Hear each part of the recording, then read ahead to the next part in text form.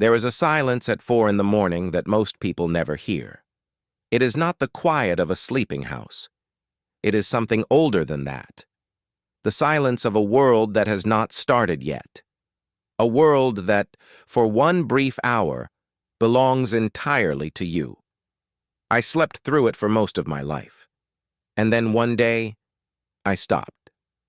I made a simple decision. 30 days. Wake up at 4 a.m., no negotiating, no exceptions. I want to be honest, I did not expect much. I thought it was a discipline experiment, a box to check. I had no idea what was waiting on the other side. The first morning was not inspiring. The alarm went off and every part of me said no. The bed was warm.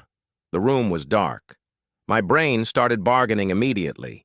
What if I try 5 a.m. instead? What if I start tomorrow? I have heard those voices before. You have too. And I have learned they are not wisdom. They are comfort pretending to be logic. So I got up anyway. I made coffee. I sat at my desk. And for the first time in years, I did not reach for my phone. I did not open anything. I just sat in the quiet. And something about being awake while the world was still asleep felt like a secret I had accidentally discovered.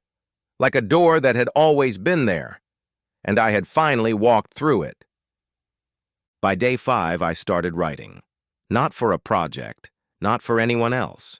Just thoughts, questions, things I had never had the mental space to examine during a normal day. Questions like, what am I actually building right now? And do I still want it? Where is my energy going? And is it going there by choice? Simple questions. But in the stillness of 4 a.m., with nothing to perform and no one watching, the answers that surfaced were honest in a way that felt almost uncomfortable. By day 10, something unexpected happened. My days started to feel longer, not heavier, wider. Because when you accomplish something real before most people have even opened their eyes, you carry a quiet confidence into everything that follows. Not loud confidence. Not the kind that announces itself. The kind that simply knows. I had shown up for myself before the world asked anything of me.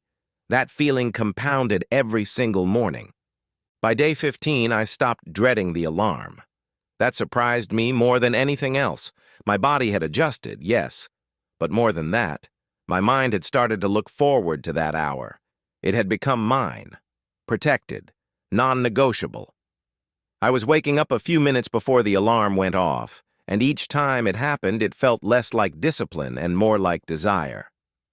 By day 20, the changes had moved beyond the morning itself. I was more patient during the day, more present, less reactive to the small things that used to knock me completely off course. When you spend an hour each morning meeting yourself before the world arrives, you show up to the rest of your day less empty. You are not waiting for something outside of you to fill you up. You already gave yourself something, and that changes everything about how you move. Day 30 came quietly. I sat in the same silence, with the same coffee, at the same desk, and I thought about who I was 30 days before. Tired in a way that sleep wasn't fixing. Moving fast, but not always forward.